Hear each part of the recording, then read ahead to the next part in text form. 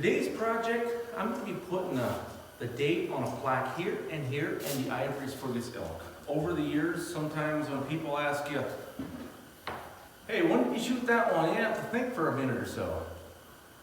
So what I'm going to do today is I have these, got these little guys made up. I can show you.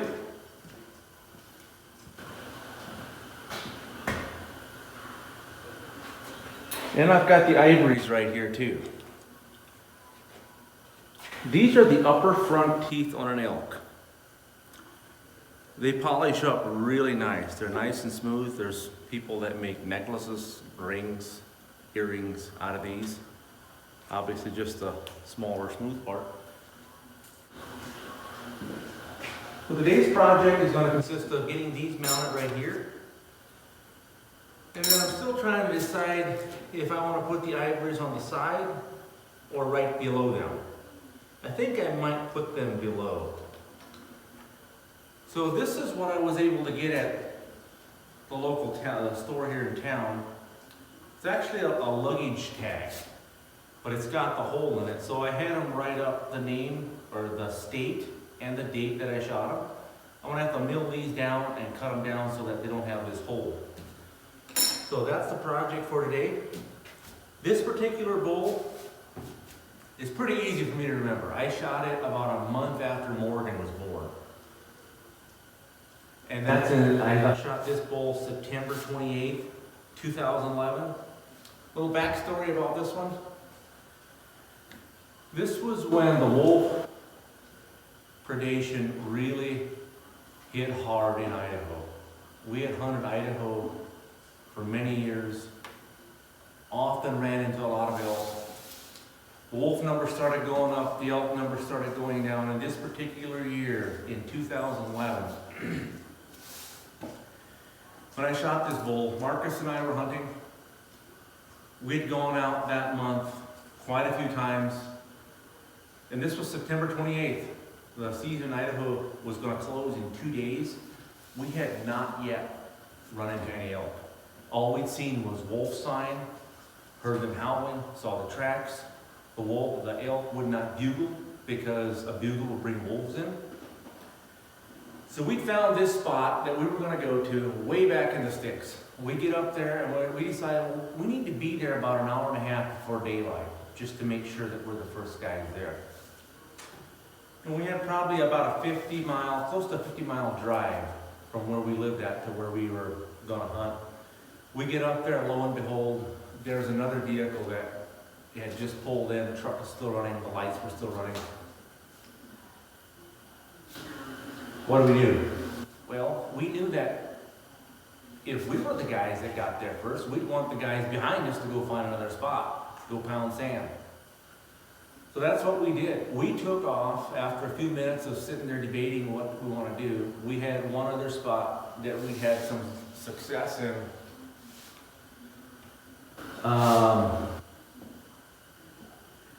Actually, it was the year before I shot a small bull up on that mountain. Anyway, but it was about 30 miles from where the first area was. So we took off driving. I'm telling you, we're on a mountain road. I mean, it's uphill one side, downhill the other. Marcus was driving. We were skidding around the corner. Anyway, we got to the spot where our number 2 spot that we came up with. It was starting to light up already, which is bad because we wanted to be a mile up the ridge when it started lighting up. We left our packs there. We had these little fanny packs with just a little bit of food, a little bit of water, so we could go just as fast as we could. It was pretty cold. There's frost on the bushes. I mean, sweat was rolling. We went up that ridge just as hard as we could. About a 3/4 mile up the ridge, we jumped some elk. We had stopped to cow call, bugle, and we didn't hear anything. And after a few minutes, we started walking and boom, they took off. There was a group that we had pretty much walked into. They never made a peep. They knew not to talk. Like I said, the wolves are pretty bad. So we went probably another close to a 3/4 mile. Actually, it was more like a mile and a quarter. We got up on the ridge, followed the ridge in, we're bugling off both sides, just nothing. Marcus and I were sitting there talking and just thinking, man, it's just a real bummer what the what the wolves have done to the elk numbers up in North Idaho. And a lot of other places too. And Marcus just kept bugling, and I thought, man, it's just, you're wasting your time. And all of a sudden we heard a bugle like way off. And I'm like, probably just another hunter. And we looked at each other and like, well, what do we do? And so Marcus bugles again. And about a minute later, we heard another bugle, and it was about half the distance that the first bugle was.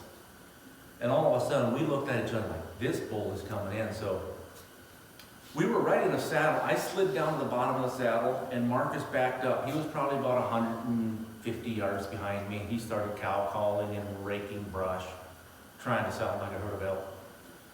And I get down there, and it's thick. I can see 35 yards at the furthest.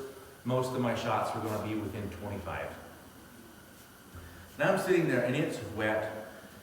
And I thought I heard something off to my right, and so I had an arrow knock that was sitting down behind this, the root of a blowdown tree. Try to keep hidden as much as I could, but yet be able to see. And I was pretty sure I heard something. And all of a sudden, right in front of me, like 25 yards in front of me, this guy steps out. And he's walking, and he took a couple steps, and I knew that he was gonna smell me or see me, and I had to act really quick. So I drew just as slow as I could. He immediately saw me. He was quartering to. I pulled back, held it for just about as long as I could, and he stood there looking at me. His ears were forward, trying to figure out what I was. When his ears turned back and his head went up, I knew he was gonna turn. So I shot a pretty decent shot on him, heard him go down. We waited about 30, 45 minutes or so before we went over that mountain. But yeah, this was the only elk we encountered. I got these guys clipped off the hole. Just nipped them off, so I'm going to take them on the grinder and smooth them out.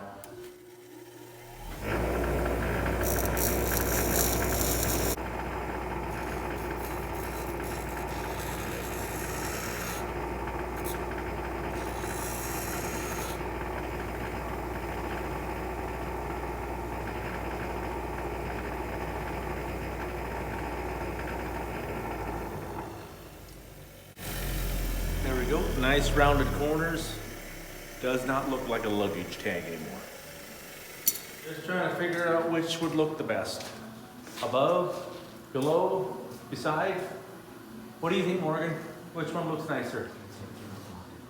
Which one would look best? If it would look like this, or if they would be right beside there?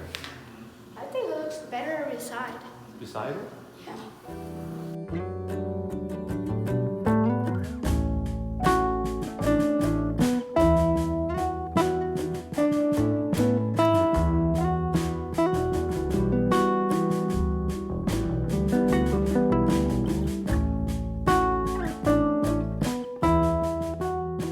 These look really nice too, though. I think you can actually display more, and it looks good to see that they're embedded versus this one over here. You can see that it's just sticking on top, so we'll see which one we like the best after a while.